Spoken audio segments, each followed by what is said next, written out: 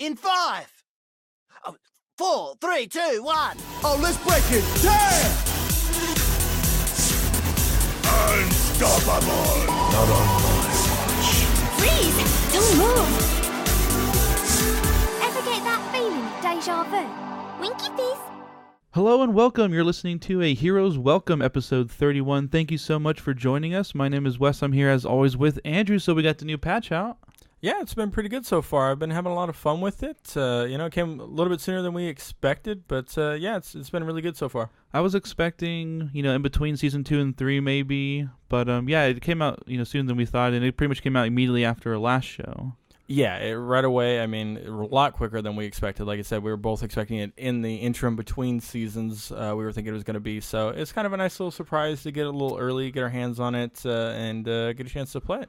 But yeah, we were talking about how they were happy with the changes, the buffs and the nerfs, and how well it all panned out. So I guess we're not really surprised. Yeah, I mean, this is the first time really that we've seen a patch come together this well. I mean, I don't think they really changed anything from the PTR to live, really. I mean, it was, did really well all across the board. And so, I mean, they just pushed it out, and it's been pretty good so far. Yeah, there was like this one bug with healing where when you heal someone they did damage, they got ult charged, but they fixed it real quick. And little things like that. But it's been great. We have the arcade and everything in the game now. Yeah, the whole new arcade feature, which has been doing really well as well. I mean, I know I've been playing a little bit of it myself. I played some of it when I was in the PTR, but of course, when it came live, I played a little bit of the 1v1 and even the 3v3 as well. So I've been having some fun with that as well. We're going to probably talk about it a little bit later on with the, the patch and stuff, but how do you feel things have been so far? Do you like the changes so far? And I definitely like the changes. I like the meta. I like 76 back in the meta. That's nice. A lot of people think maybe a little too strong, but I think it's more balanced. You have more variety, right? We have D.Va showing a lot of presence. I like that as well. I mean, overall, I think I'm pretty happy with it. Yeah, and I mean, it's kind of a natural revolution. We'll see, some people come into the meta and some people kind of fall away from the meta. Then, things will change. I mean, we talked about the meta a little bit in the past and how, it's kind of a revolving circle. People come in and people go out. And, as new characters get added, of course, things change pretty dramatically. So, of course, with Sombra, things have changed, quite a bit. Yeah, and I find myself playing Soldier. Like I said before, that would have been like a troll pick, right? And Hanzo, even Widowmaker. Characters I normally wouldn't be playing very often, but I'm a support main, but sometimes I'm always solo queuing, and sometimes the DPS lets you down, so a lot of times you just got to step up, and show them how it's done. Yeah, I mean, it's always fun to get in and mix it up and play DPS. I know that's what I tend to play mostly, either that or tank. I'm not too much of a support player anymore. I played a little bit in the beginning, but mainly tank and DPS is where I'm at lately. Yeah, so Sombra, are you seeing her often? I'm not seeing her super often in competitive itself. I am seeing, a little bit of it in, even like the quick play and stuff like that. You'll see her a little bit, or, of course, in, I think mostly is where I see it is in like the 3v3 elimination. I've been playing her a lot, and a lot of people have been jumping to her right away just to kind of, I think it's a good place, in the arcade to jump in and learn to play people, because you kind of, there's no holds bar kind of thing. You don't have to worry about your competitive, skill rating or any of that, or letting your teammates down. It's either 1v1 or 3v3, and you can kind of just jump in and have fun with her. So.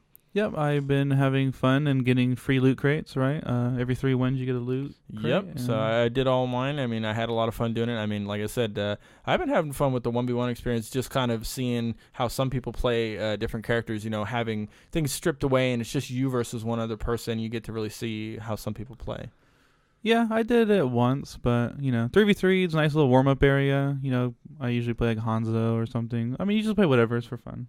Yeah, I mean, it's pretty fun. I mean, the only thing with 1v1, of course, is then you get some situation where it's like Winston v. Winston. This is really weird, but it's a race to see who's, doing more damage with the left click. Yeah, that was the first time, but the trick with that is you want to jump on top of him, and then you melee cancel before the jump lands, and then you hold left click, and then you just win the whole rest of the game. Yeah, a lot of people are unfamiliar with that. I know I actually went up against several people who were like, how do you win playing Winston? Like, it's kind of a stalemate, you would think, but there's certain things people don't know. Like we talked about when we covered Winston, jumping, actually landing on people, it actually does damage. Plus, then you get the melee in there. And then on top of that, just knowing when to engage and when to disengage. If you can get above or around or get the jump on somebody and do damage to them before they start doing damage, then also jumping out then right before you need to reload, then you can make sure that you're maximizing the damage that you're doing and kind of minimizing theirs. Yeah, and you could just run up and left click and then just punch them at the very end and win too, maybe. Yeah, I mean, but then again, you're both doing the same thing. So getting started before them and leaving. Yeah, but the punch does more DPS at the very end, as long as it's a finishing kill. Yeah, it does. But I mean, again, like I said, it's the same. You're doing the same thing, both of you. So, but yeah. So you're telling me you took your first dive into console because we had the free weekend, right? Right. So yeah, we had the free weekend, and this was the first time it was actually on PC. But of course, I play on PC only, pretty much. But I was gifted a PS4 recently, and so I was actually able to kind of jump in on the PS4 and kind of play a little Overwatch there. So you're convinced? Are you gonna jump ship? You're gonna get it for the console now? No, I don't think it's really my thing. I definitely prefer the PC overall. I mean, right away I jump into it and I'm just like, oh my goodness, this is so different. It's very different playing with a controller. So, it's definitely a very different experience. Things play out a lot differently. I feel like it's a much slower game. PC is really just quick paced. Everybody's on the ball. So, I mean, I definitely, I played some console games here and there in the past. And, of course, I always love console. I'm sure I'll play. But, yeah, definitely PC is where it's at for me. Yeah, I've never played on the controller yet, but maybe one day, maybe the next weekend or something. But, yeah, it was great. Hopefully, by the time this show gets published, the weekend's pretty much over. But it was a nice opportunity. I'm sure tons of people were able to play the game for free for the first time because this was the first, PC free weekend. Even though we hear a lot of exploits coming from people, because you could just hack and cheat and you don't have anything to lose, right, in your free account. But yeah, it's fun. Yeah, I mean it's a limited time thing, so it's not like a major issue to have some of those players coming in. It kind of is what it is for the time being, but it's a really great tool for people who haven't had a chance to play to get a chance to play, especially on PC. Like we said, this is the first weekend that it was on PC, so it was awesome to see that have people have access to that. So yeah, so if you had listened to the last few episodes, we did announce a T-shirt giveaway, and we did pick a winner. Right, so yeah, congratulations to our free T-shirt giveaway winner. It is Ritz Blues. Thank you very much for following us and tuning in and listening to us. Yeah, we will definitely be in contact to get you that free T-shirt. Yeah, and pretty good odds of winning. Brand new Twitter account for the most part. A little bit of followers, but I'm sure we'll have more giveaways in the future. Oh, I'm sure we'll definitely have more giveaways, and definitely continue to listen and follow us on Twitter at 2 Moon Studios, and I'm sure more will be coming your way. Right, so let's go ahead and get into news. We did talk a little bit about the free weekend. I think it was a good experience. I mean. Obviously, people listening to the show that already own the game, most likely, but there's probably friends that haven't experienced the game, and it's free. And it was also on sale. I think it was 40% off the Origins edition. Yes, Origins edition was much cheaper. In fact, it was, I think it was like $34 or something on PS4. It's really cheap. So, I mean, compared to a regular console game being like $60 for the console, and it was, I'm sure on PC it was on sale as well. But and if you missed that, I'm sure Black Friday, Cyber Monday, maybe. I'm sure it will be on sale again. Yeah, I mean, it's definitely, it's one of those things where, it's a great experience for people. I know I had plenty of people that I've talked to about it who've never had the real chance to play the game, especially, I had a couple of people I know that play it on, like the Xbox or the PS4. Having a chance to play it on PC is really cool for them. Yeah, and it is that time of year where the Nexus Challenge, it's that time, right? So the 15th of November it began, and you have, I believe, all the way until January 4th. So what this is, if you haven't heard about it, pretty much you are able to unlock some, special goodies by playing Heroes of the Storm, and you only have to group up. It could be 2 or 3, but you have to group up with someone and play 15 games at least for the Overwatch specific goodies, which is the Oni Genji skin and portrait. Yeah, so yeah, you actually get 3 specific giveaways specifically for Overwatch. You get the Oni Genji spray, the portrait, and the Oni Genji skin itself. So if you like playing Genji, I mean, I've mentioned before, I really love playing Genji. His skin looks pretty awesome, so I'm definitely going to be checking that out, and I'll probably be rocking that skin for a long time.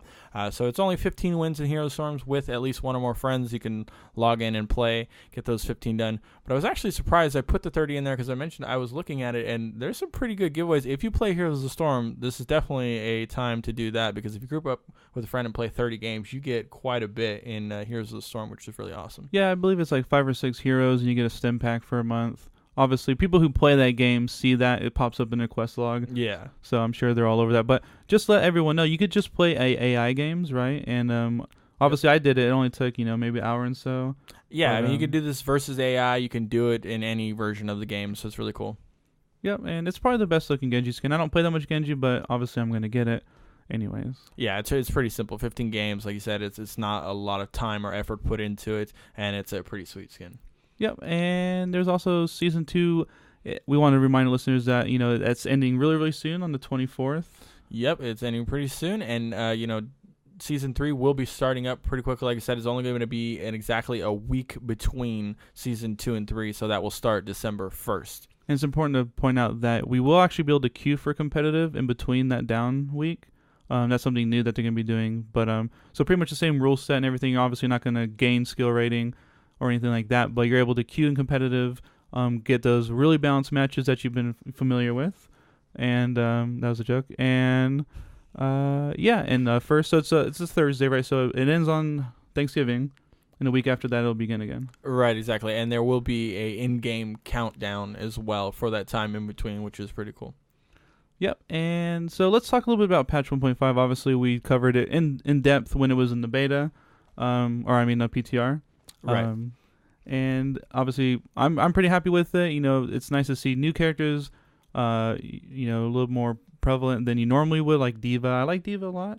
Yeah, I mean, Diva's one of those characters who she's always kind of been on the outer cups. Like, you see people kind of switching in between her and other heroes for certain points, or, to try and keep the, things moving, or, keep it on the point or whatever. But she's never been really like a mainstay in a lot of competitive. So it's interesting to see her coming into the meta. I know we mentioned previously, like, Zarya has always been pretty strong, and even though she did get a little bit of, what you call nerf in this recent patch, she's still really strong. She does really good damage output. If you know how to maximize your shields and get the most out of that and keep up that high energy, you can just mop up people all day long. So she's really strong. Some of the other tanks, like I know we mentioned, like Reinhardt. Reinhardt's always pretty much a mainstay, but he's kind of a little bit less so in this patch, I think. But yeah, I mean, it's cool to see, like you said, soldiers back in the meta, which is really good. I saw something on Reddit, Diva on Gibraltar in the hangar. So she had her ult, and she was on the shuttle in the hangar, right? Right. And she ultied on top of the shuttle in the very end, but when she went in Baby Diva, she like pushed it off the edge. So it still has like physics. You could kind of move it, and got like 4 or 5 kills. It was pretty interesting. I never seen that before, that mechanic, Yeah, I mean, that's... Because you're familiar with like friendlies kind of like knocking you off the tables and stuff. There's some collision there. Yeah, exactly. But that was really interesting. Nice little touch. Yeah, it's pretty cool. Yeah, it's rare to see that that kind of stuff happen, but it's interesting to see what people do with the different heroes and abilities. So it's cool to see that. But I mean, a lot of things came with patch 1.5. Sombra, of course, big deal. She came in. She's great so far. She's been playing really good. She's going to be, like we mentioned before, she's going to be one of those characters who, like Anna kind of came in. I feel like everybody thought she's kind of underwhelming, and I think Sombra was very hyped up in the beginning because we didn't know a lot about her. Then she's kind of underwhelming at the moment, I feel like. I think a lot of people are still weird about hopping onto a new hero and, middle of the season, stuff like that. But I'm sure she will be very well utilized later. But I don't think she's underwhelming. I mean, I think that's a general consensus. But I believe, that's what I mean. I believe once people learn her kit, kind of like the Ana, like you said. But I think her clip size is really strong. I think a lot of people say her damage is a little low, but if you consider the clip size, I think her damage is pretty fine. Yeah, because what it allows you to do is you can actually get a little bit of poke before you actually go in, and because of her kit, the way that she's able to move with her, her E ability, she can throw that out there and be able to get behind people. Change the area in which she's coming from, the location, behind, from the side, wherever. It allows her to kind of poke and go in and get the kill without having to reload in between. I mean, it's a pretty large, like you said, it's like 60 ammo in the clip as well. It's a lot larger than, say, Tracer. Yeah, she's a good harasser. Obviously paired well with someone with a strong sustained damage, maybe like a 76. You probably don't want to run like two, like her and Tracer, maybe. Yeah, she's definitely a harassment character. You probably don't want her and Tracer, but at the same time, like, she just allows so much other things to go on because of her harassment and how she can move around, like very much like Tracer. But one of my favorite things I did for a little bit on the PS4 because people are on the controller, turning 180 degrees or 360 degrees is a lot slower, I feel like. So you can get in behind people and make people turn and move, and then, they've got multiple things they have to deal with, people in front of them, behind them, whatever. And so it just makes it really easy for like characters like Reinhardt to have to choose which way they're facing, and that makes him pretty vulnerable. Yep, and I saw a very good combo with their ultimate with a Deadeye and Zarya ult. So you pretty much just Zarya ult, and you start the Deadeye right away, and she goes in EMPs. So the Lucio ult gets diminished, Reinhardt shield goes down. And that's one of the, like we mentioned before, that's one of the combinations with her ultimate that is really strong, because you really can't do anything in the situation. You can't move. You got no Reinhardt shield. You got no break it down. I mean, what do you do to that? You just die, pretty much. Yeah, I think she'll be even stronger in the coordinated teams, right? So maybe we could see some pros pick her up, and we'll see. That's what I'm waiting for. Yeah, I feel like, new players or people who are, still learning the game overall, they're still kind of leery about picking up a brand new hero and learning the ins and outs. Like, I felt that way with Ana. Ana came around, and I felt like not a lot of people were playing her. Some people here and there, but the people that were playing her weren't very good. And then all of a sudden we see, pro players pick her up. She's devastating in the right hands. And then all of a sudden now she's all over the place. Yeah, so let's move on to some other news. So Michael Chu, he works for Team 4, right? I believe it's 4, yeah. And so we did learn that the Overwatch First Strike graphic novel, so we learned about this a while ago. We learned that they were making a graphic novel a little bit different than the pretty much the comics that we've seen in the past. Right, so we've seen a lot of comics. We did hear about this quite a while ago, about the First Strike graphic novel, and about it coming out, and we knew it was going to take some time. I think we heard somewhere in the realm of December was when it was set to be released or whatnot, and it was a pretty big thing. I know for myself specifically, I was excited to hear about something like this. I always love, novels in general and graphic novels, and the work they've done so far has been really good with all of the other, the shorts and the animated, it's just been really good. So it's kind of sad to see this, but. Yeah, so we didn't actually say, but it was canceled. Right, so it has officially been canceled. So, I mean, they talked a little bit about it, basically saying that, this was originally the story of the foundation of Overwatch during the Omnic Crisis. And basically, as time's progressed and as the game's grown and things have changed, they have basically expanded upon how they see those events of, the very beginning of the founding of Overwatch and, the things that took place during that time. So based on that, they basically decided that they're going to cancel it. They did say specifically that, they knew that, the player base is really excited about this story and about hearing the foundation of Overwatch. And they said that, it's something that they're still planning on telling.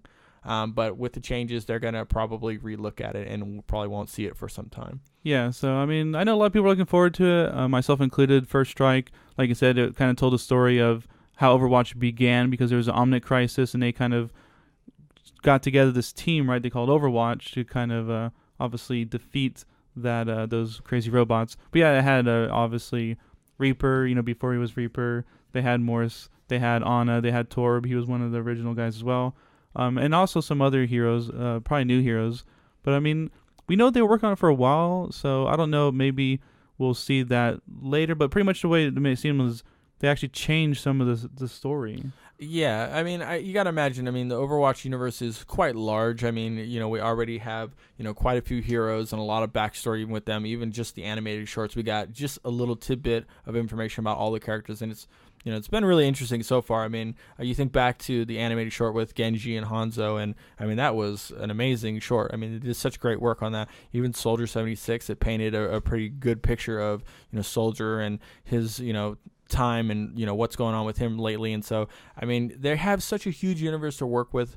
I gotta imagine with the new heroes coming in and some of the things that are going on with that and their backstory being told now, maybe they're just taking a new approach at it. Maybe they saw a different way of looking at those events and how they want them to unfold for the universe itself. Yeah, so I'm sure we will learn about the origins of Overwatch in the future. It's just not going to be December as we were planning, unfortunately. So let's talk about, we learned a little bit about 3v3 elimination. A lot of people have actually been enjoying this. I know every time I click on arcade, it always shows 3v3 as the most popular because it shows you, how popular the different queues are, give you an idea of, if you want to hop in the game really quick, this one's really popular. A lot of people queue in for this. But a lot of people are asking, we want a competitive structure. And we've mentioned it, a little bit recently, in the last few episodes. But Jeff Kaplan did come out and say, they are open-minded to adding competitive structure. They did, obviously you don't want to start off with a competitive structure and kind of like, force something to happen that may not even be like an audience for, right? Yeah, I mean, it's one of the things where, it definitely has, I think, potential. But as this game wasn't designed around the 3v3, mindset, there are a lot of things to consider, heroes. I mean, we're talking about, just the set heroes that we have so far and probably plenty more to come down the line. How's that going to affect the 3v3 situation down the line? Yeah, so pretty much Kaplan was pretty open about it. He's like, this is a new mode, a new map for us. So, they expect they'll have different iterations on it, especially if it does go to competitive. And a fun fact, actually, is he did say that the map actually does have health packs and locations for those health packs, and they were doing a lot of internal testing, but I guess they decided to disable them before it went live. Yeah, this is one of the things where, you think about when you're playing the game, you're almost, you almost play the game enough, you get to thinking, there's health packs, but in this map specifically, there's not actually health packs right now. Like you said, they disabled them, so it's a little bit different. You get to playing it, and you get low on health, and you're like, oh, I'll go for a health pack. It's not there, so there's no health packs with them. So it's very interesting to pick certain characters. You have to kind of think about that when you're laying out your team. So it's definitely something that can change the the way the game plays out. Definitely, if they decide to maybe add health packs in later or something, you got to think about someone like Roadhog being super powerful in that situation. Yeah, Kaplan went in a little detail about how with the health packs it changes the dynamic. You kind of have like your different areas that you kind of, this is my zone, and if I get hit, then I'll get the health pack. They tested maybe just one spawn of it, or maybe altering the rate at which it spawns. They test a lot of different things, so I wouldn't be surprised, in the future PTR, maybe we see that, maybe a new map altogether. And an interesting note, it's funny that you were talking about the health packs and the spawn rate. I was just thinking about a game that I actually played on the PS4 at the time, and I was playing Sombra, and I was kind of playing around with, locking down areas, with her, hacking the health packs. And it was kind of funny, I actually got frozen by Mei on top of a health pack, and I survived because the health pack respawned so quickly. It healed me while I was frozen, and somebody actually killed the Mei. So it's just pretty funny to see. I was kind of surprised, before we actually got a chance to play Sombra, we're thinking, okay, it's gonna obviously respawn quicker, but how much quicker? It seems really fast that it respawns. Yeah, and you get some ult charge, which is very nice. Something else I don't know if we touched on this. They changed it a little while ago, the leveling experience. So pretty much what they did is the prestige needed to level up is consistent across all the levels, right? So before, when you hit 100, you went back to 101, and you got a bunch of loot crates, and you leveled up real fast, like in 124. Yeah, and I just recently had this experience because just before, previously to this change, I had just previously hit 100, and so I hit 100, and it seemed like just one after another, game or two later, and I was already getting, multiple loot boxes. It was kind of crazy how fast it was. So yeah, so they basically kind of leveled that out, and so it's now all across the board consistent 20k per level, which I think is good in a way. I mean, they made it more consistent, and they made it to where that you kind of know exactly what you're getting into. Yeah, speaking of experience, I guess we had our first level 1600 on the North America servers. That is pretty crazy. I mean, that's a lot of time played, level 1600. So yeah, that's gold and 4 stars, I believe, if I'm right. A lot of time played. A lot of Symmetra. A few thousand games on Symmetra, which is crazy to think. I mean, of all the characters you play, a lot of games of Symmetra is definitely not the one that probably pops into my head first. But yeah, of course you have the math people saying, okay, how many hours? It's like the game's only been out for this amount of hours, so it's pretty funny. It's like, obviously that person plays a ton of Overwatch, but I mean, it's a good game, so how you gonna hold against them? Yeah, exactly. But yeah, so pretty much with the leveling experience, it's just consistent. Once you prestige the first time, it should be just 20,000 every single level, and that fixes things like, I'm not going to play because I'll prestige in the new, let's say Christmas loot boxes. I want a bunch of those, so I won't play. They don't want to incentivize that kind of gameplay. They want it consistent, and pretty much you play Overwatch when you want to and not when you're not. Which is perfect. I mean, like you said, it's a great game. I play, a ton of Overwatch when I want to sit down and play. I don't always 100% of the time play, when I have free time. There's other things, of course, that need to be done. But, I mean, definitely when I'm playing, Overwatch is consistently the highest played game for me. So Yeah, and just one last thing before we jump into competitive. It's just a little fun fact I thought was interesting that Kaplan did come out and say that, someone asked him, what was the first hero designed, or what's the first hero you guys were playing? And he said Tracer. Tracer was, in the original Overwatch hero, the very first original one. And, we kind of know from a little bit of background documentary stuff that, she was actually in the game Titan, which that team was working on previously. Right. So unfortunately, the dreaded failure of the Titan project is kind of where Tracer came out of, and we heard a little bit about this, like you said, in that 3-part, the history of Overwatch from Titan. The fall of Titan into Overwatch, that Tracer was actually a small part in Titan, so that's kind of where they came with the idea, and they kind of took her as her kit and kind of ran with it, and out of that came Overwatch, which, I mean, is amazing because obviously Tracer is all over the place. She's one of the pinnacle of kind of the characters that you think about when you think about Overwatch. She's a fun character. Her kit is really well designed. Yeah, I mean, she's on the cover of the game, and she's also the E-League logo. Exactly. So, Wow. Which looks great, by the way. I mean, they did an amazing job with that. I mean, I would have went with the over-the-shoulder pose. I would have too, but you know what? But, I mean, we can't always win with in a those silhouette. things. That probably looks a little bit better. Exactly. Yeah. But then some kids might get in trouble, but that's what it is. But yeah, so it definitely awesome. A little tidbit for him to talk about. It's always great to hear insight from the early days of designing Overwatch, and of course, who would fault them for starting with Tracer? Yeah. So let's change gears now and talk a little bit about competitive. Obviously, we actually didn't have a ton of things. Blizzard or BlizzCon, came and went. A lot of players are probably traveling, and there's some smaller tournaments, and there's some things to talk about. I know the Alienware Monthly Melee in the EU happened. Right. So, and coming up in December, of course, we're gonna have a lot of stuff going on then. So we're kind of getting to that point where we're kind of in a little short downtime before that. But yeah, I mean, a lot of still fun stuff going on. Alienware Monthly Melee. It was the very first EU Monthly Melee ever so far, which is great. Pretty decent prize pool, $5,000 prize pool, which is awesome. So again, congratulations, Ninjas in Pajamas taking it in the finals 3-0 versus FaZe, which is a great team themselves. But NIP has been doing a pretty good job lately. Yeah, I think there's been quite a bit of I don't know if shakeup would be the right word, but a lot of new teams kind of elevating to the top of the EU scene. The EU scene is very vibrant right now. A lot of new teams. I mean, we saw FaZe come not very long ago, and they very promising. Definitely one of the better teams in the world. And here comes NIP, and they actually take it 3-0 in the finals. Right. So yeah, I mean, definitely a little bit of a shakeup in the scene right now, but I mean, kind of expected right now.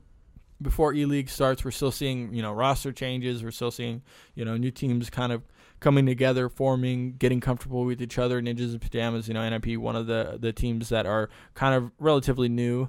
FaZe as well, like you said, coming relatively new here, and they're just kind of, I think, still getting used to each other and how things work. And of course, new heroes coming along, so we got changes in the game left and right, the meta changing, and really it's a matter of adapting to those changes. That's what makes a great team. It's not just being able to play to one meta, but they have to be able to adapt, change, play different roles, that kind of thing. Yeah, I do think the EU scene's been a very vibrant, exciting. I actually did catch a little bit of I'm pretty sure it was a Japanese tournament yesterday. I'm obviously a little bit lower key. Obviously I didn't understand anything they were saying, but it's interesting. It's fun. You see a little bit different meta. You don't always see the 2-2-2, support, tank, and offensive kind of thing. But I mean, I just love watching competitive Overwatch, and I don't really care what language it's in, really. Yeah, I mean, it's always fun to watch Overwatch. When it's one of those games where, I mean, you don't even have to really, know exactly everything that's going on. You can just watch the game overall and get a pretty good grasp on, what's going on and how things are progressing. It's a really a goal-based game. It's a team-based game. They're working towards a goal, and I mean that lends itself pretty well to watching. So always fun to watch. Again, Alienware Monthly Melee. If you guys want to go back and check that out. Great games, the finals, Ninjas Pajamas versus FaZe, really good game. And as well, round one, Bonjour versus FaZe, 2-1 was a really good game I watched. Yep, and it just reminded me that I'm learning, Korean recently with my competitive games. A lot of Korean players. I'm learning, I'm branching out, I'm learning some new languages. I play a lot of Ana, so I had to know her all because you got to have the communication. So it's Bebong, so if I Bebong Reaper, Bebong, Soldier. Obviously the names are, across. But yes, Nisul, something like that is like, oh, good job, nice job, So I'm learning. I'm picking up a little bit of time. Yeah, you're getting cultured out there. So yeah, definitely. Again, another tournament, Carbon Masters is November. Prize pool 7,500. Another decent sized prize pool. It was 8 teams, 6 invited teams, and 2 qualified. Had some big names in there. We had Immortals, Cloud9, Kingdom, Liquid, and FaZe. And, congratulations, Cloud9 taking it. Again, 3-0 versus Immortals, which is another great team as well. They did a great job. Cloud9 has been on a tear lately. They have been They have a good roster, man. Good roster. They got it together pretty recently, relatively new. Really good win rate. We've talked about that last week. Yep. So they're tearing it up, man. They're doing an amazing job. So yeah, definitely check that out. Cloud9 always doing amazing, and also check out Liquid versus Kingdom 2-3, and that Carbon Masters was a really good game, close game. Yeah, and I believe it was you who wanted to talk about Tailspin and Envious. I guess they're parting ways. Yeah, so just a little tidbit. I don't want to get into all the little, stuff that went on with that. It is what it is, but always important to mention. Envious is still, been on pretty much the top of the scene. They kind of seem to, as of lately, maybe coming across some other teams like we talked about. NIP, Cloud9's been doing really well, but Envious still widely considered one of the better teams in the rankings so far. But Tailspin kind of parting ways with them. A lot of stuff that went on with that we're not going to talk about. But it was in the middle of the Apex playoffs, which was definitely interesting. That's one of those things where you hope that never happens in the middle of a game, and especially not in the middle of a playoff situation. So it is what it is. But he's kind of been there since the beginning of Envious, so you got to kind of imagine, what that's going to do to the roster of Envious and where they're going to go from there. So we will definitely keep you up to date with what's going on with that. Yeah, and I know Tailspin has a pretty good following. I'm sure he'll probably find a home, a place that he's happy in. And Envious will, they have a great roster. Yeah, they, like I said, they're, again, one of the better teams. They have a great roster. They have some really good... most websites have them ranked number 1 in the world still. Yeah, still. So, I expect, we might see some, like you said, some newer teams coming up, and it might shake that up a little bit. But, again, they have a great roster. I have no doubt. I'm sure they will find somebody to put in place. But it's just interesting because, he is one of their main DPS players. He is... a pretty big deal in that roster, and so we'll kind of have to see what's going to happen. Yeah, and you have to imagine, right? If you're owner of a big organization, the E-League is coming out. Overwatch E-League, it's coming around the corner. We don't have any set dates yet, but I'm assuming beginning of next year we'll have the ball rolling. So you kind of really want to secure a strong roster, some that's going to be consistent. Obviously, guarantee matches every single week. You don't want people canceling contracts and all these kind of things, right? So I think a lot of the, especially the large organizations, they're, being patient and finding a nice, real solid team that's consistent, and they don't have to worry about, people just kind of disregarding contracts altogether. Not saying that anyone did that in particular, but, the game's new, and you're going to see these kind of things. Yeah, it's expected, and like you said, with the E-League coming, I'm sure a lot of things might be, a lot of teams might be cleaning house and getting ready for that as well. So I'm sure, it was equally on both sides of things. But, again, definitely, a little bit of a letdown for them to kind of have that happen in the middle of playoffs. But like I said, I'm sure Envious will be just fine. I'm sure they'll pick somebody up. We will definitely be keeping you up to date. Yeah, and we did just want to mention in passing that there was a Reddit Overwatch championship. It's kind of cool. Pretty much the Reddit community got together. A lot of teams, 64 different teams. I was unable to catch any of those games. I don't even know if we were able to catch those VODs. But I did find it interesting, the team names, right? So a lot of funny team names. I saw Kappa Pride out there. Yeah, when you have a lot of teams coming together, especially when it's all around Reddit, there could be some shenanigans, I'm sure. Yeah, so some of the favorite team names, you had Bad Hombres, you have Elderly Hooligans, right? Dan's cool team, Go Hard, Throw Hard. Funny names. I thought it was fun. And, these kind of community events, I think is, very helpful. Most of these people probably never even grouped up and played.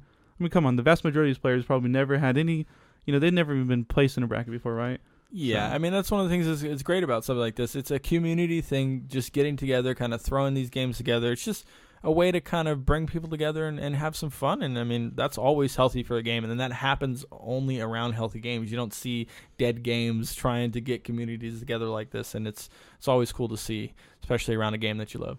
Yep, and I haven't seen any numbers recently, but I remember when Overwatch first launched, It was the fastest growing Reddit group in yeah, it Reddit, was the all fastest Reddit. display of your moment and glory of your play of the game. That was what everybody was about when that first happened. But yeah, I mean, there's filters there, so if you don't like all the play of the games, you can filter them out. But there is also a competitive Overwatch, I like to promote specifically for competitive. Just like on the official forums, there is a competitive place in addition to the general to kind of separate that. And Blizzard did actually kind of mention that as well at BlizzCon, so maybe they let us know. We do browse the competitive forums as well. Some things that are related to the competitive specifically. A lot of times you do get the crybabies and stuff. I mean, a lot of people are just salty after that loss. But yeah, we can relate. Yeah, you have to be aware. I mean, it is one of those games, like you said. I mean, it feels great when you're winning. It really hurts when you're losing, especially. And of course, that's kind of forums in general. I mean, you'll definitely see a lot of people who are upset about certain places, certain changes, certain things like that, heroes, where they're at. Oh, somebody's overpowered, somebody's too weak, blah, blah, blah. But you kind of just have to know that going into things. But yeah, definitely always want to promote competitive, Reddit, competitive Overwatch Reddit, and also the competitive forums. Definitely go voice your opinion. Let us hear. Yeah, and even if you don't make your own thread, you can thumbs up and thumbs down, and we do know they listen, they do post on there. A lot of the information we get on the news is actually from the forum boards, and we do know that they listen to the community. They will let you know sometimes if you're wrong. A lot of times you just got to remind people, like, Blizzard doesn't agree with you, and that's why they went this route, and it's okay. Yeah, I mean, that's perfectly fine. In fact, you wouldn't want the community in general or, the game developers themselves to just wholeheartedly accept anything that's posted. I mean, it's great that they know the game well enough to know the ins and outs of it, everything that's going on, and they can hear an opinion and they can decide what's in the best interest of the game. Because, we as players don't always know that. We think we do most of the time.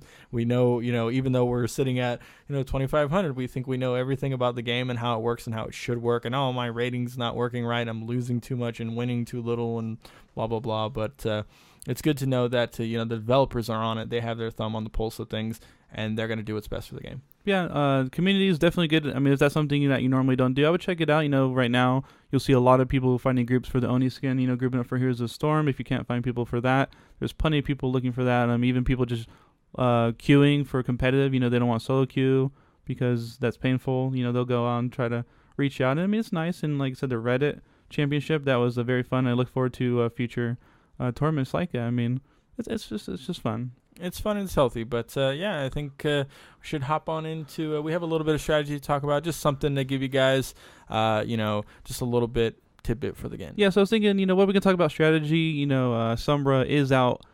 She's nice and fresh, but we figured, let the meta kind of figure it out. Let's see what we could actually do. Let's see what the pros can do with her. So we'll give her a little bit of time. We'll have a little more seat time with her. But I was thinking, what can we talk about? Maybe something we haven't talked about is dive comps, right? So dive comps became kind of popular a couple months ago. I think it was during one of the ESL tournaments. A lot of the Euro teams were using it. And it was very effective, and it's still very effective right now.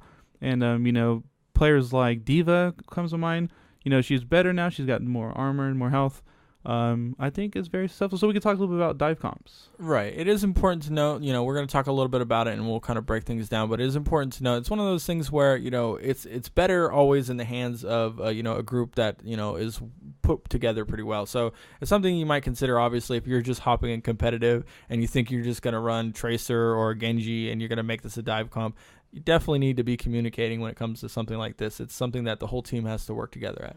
Yeah, you try to get most of the team at least on board. A lot of times when you're pushing like point A and there's a choke point and you're struggling, maybe even use a couple ults, you're still not having any success in that. Like pulling out a dive comp could prove to be very valuable. So pretty much a dive comp. What is a dive comp? It pretty much is a comp that prioritizes high mobility heroes, right? Right. So, I mean, you're going to see a lot of heroes that fit into that build, but, we're thinking of Winston, really good tank for that, huge mobility. He can kind of leap in and leap out when he needs to, but he's really good at getting into, getting to the point, getting to the payload, kind of pushing past, checkpoints and that kind of thing. Genji, Tracer, of course, she's really quick. She can get in and get out. Even you can think of if you have to put, specifically a healer behind this, Lucio's really good for that as well. He can boost everybody into the point as well. Yeah, so you pretty much, everyone's seen it, right? The Winston is usually the first thing you see. He comes in, drops the shield. That's going to allow a lot of space to move around. Space and protection against maybe like a Widowmaker or Hanzo, to protect the team as they move in. Yeah, and you have Diva. I mean, the Matrix is extremely strong. Has been buffed in the past couple patches. She's got more health. Obviously, that verticality on both your tanks is very important. Genji, very, very strong, especially when you have a Winston. I mean, honestly, just a Winston and Genji, in most games, just those two alone, they're going to do tons of work. Right, and it's not even so much just the mobility, but someone like a Winston who has a huge health pool, who has his primal rage when he has ultimate, has that shield that not only supports himself, but it supports the team if they want to be in that shield or be behind that shield as well. Then you have Genji, who has such mobility and such verticality that not only can he get to places really easily, he can also stay alive for a good amount of time if he needs to. He can use that deflection. I mean, he could wall climb, double jump. Tracer's very good. Reaper's very well because he has an out as well with his... he could shadow form, but he could also get in, get up, especially when they're being distracted by a huge raging gorilla. And Lucio, obviously, speed boosting your entire team, and they're all way faster. I mean, that's going to be a main crucial role as well. I mean, you don't need the Lucio all the time, but very, very important. And I personally, for second heal, I love Ana because she could just heal the Winston from far, pretty safe. But does give you an idea of the heroes. I mean, obviously, you could weave in other heroes as well. Let's talk a little bit about, what are we going to accomplish with this heroes? I mean, what makes this comp work? Pretty much, you're able to break choke points, right? So you're able to disrupt the back line, and a lot of times you have the Zenyatas, the little squishy, easy targets in the back line, right? You're able to just bypass the Reinhardt. You're not even worried about the Reinhardt shield. Hopefully, he doesn't have ultimate. But you're able to counter the team comp, right? Like I said, you have the squishy healers in the back. You're able to just go back there, pick them off one by one, and, it's pretty effective. Yeah, I mean, there's a lot you can do. You can even think about, it depends on the situation, depends on what map and the other team composition. But, the general, point is to obviously, bypass the whole team defense automatically and just get to the back line, like you said, and get to the point or whatnot. But also, you can also think about, more of a soft play is just getting people to move off the defense. If you have a Torbjorn who's got a turret down, just having that Torbjorn forced to move, that's a huge change. Having, that Reinhardt have to come off of that defense. If you think of like a Volskaya, they're defending right there at that, archway or whatever you want to call it. Having that Reinhardt have to move, that's a huge change, or, sometimes you'll see Bash in there as well. Just like I said, getting people to move off of their defense, breaking apart that defense.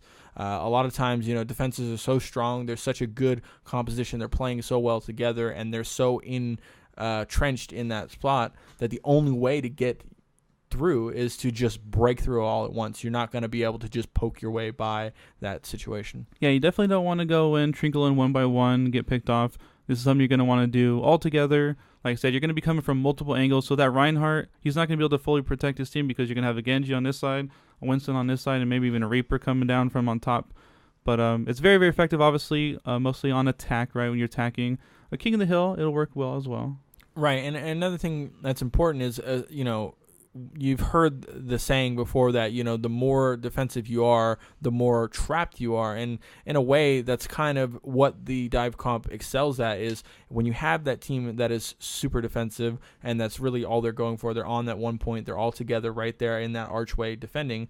By breaking through, you can get straight to the point and such that it turns their major defense, their strong point, into a weakness, because now they have to move, and now they're not nearly as strong piece by piece, each person trickling back to the point. You can pick them off really easy, and especially in certain situations like Volskaya, once you pick them off all together right there at that first point, it allows a huge jump to the second point, and it just makes it much easier for you. Right, yeah, something to keep in mind is knowing who to focus target, right? A lot of times you're not going to jump in and try to kill the tanks immediately in most cases, right? So being able to point out the weak links, right? Get those picks. Yeah, I mean, pretty much standard is, the supports are probably going to be the first to go. Obviously, if you have someone ulting in your face or, something like that, it's a big threat, then you might have to deal with that. But generally speaking, supports are first to go. That's who you want to take out. And I mean, like I said, dive comp lends itself really well to that, because you can just get in there, just focus them down, and you've got such mobility that you're not worried about the defenses of, the Reinhardt or, say the Torbjorn or whatever. You're not worried about that. Yeah, supports are very vulnerable, and snipers, like a Hanzo Widowmaker, If you have a gorilla and Genji that just run in on you, you are dead. It doesn't matter if you have a support on you. They're so easy to pick off. I mean, honestly, just Winston by himself is in most cases going to be overkill. Yeah. But like I said, you have that mobility, you have that inertia going in, and like I said, it's just very disruptive. It's chaotic, and especially when you throw an ult in there, like a Winston ult. Man, it does some pretty good work. So the next time, if you're struggling, you're not able to break to that point, you don't need tons of coordination. Hopefully people could fulfill their roles to some degree and, try it out. Yeah, I mean, pretty much as long as you can kind of follow the leader and go in all at once and you actually know your class a little bit, you can get in there and do work with the dive comp. But yeah, I think that's going to do it for our little strategy segment. Hopefully, guys, you can try that out and maybe that'll help you out in some situations on an attack. And I think that's going to do it for this show. Thank you guys so much for listening. We will see you next week. Yeah, and I just want to let you guys know that the show is brought to you by 2 Moon Studios. You could follow us on Twitter. We're at 2 Moon Studios, and you can email us at heroeswelcomepodcast@gmail.com. You don't have to memorize those. Those are always in the description link or in the show notes or however you're listening to the show. Thanks again to all the people who have taken the time to follow us and reach out and write us. We love hearing from you and respond to every person. So again, thank you so much, and we'll see you next week. Till next time.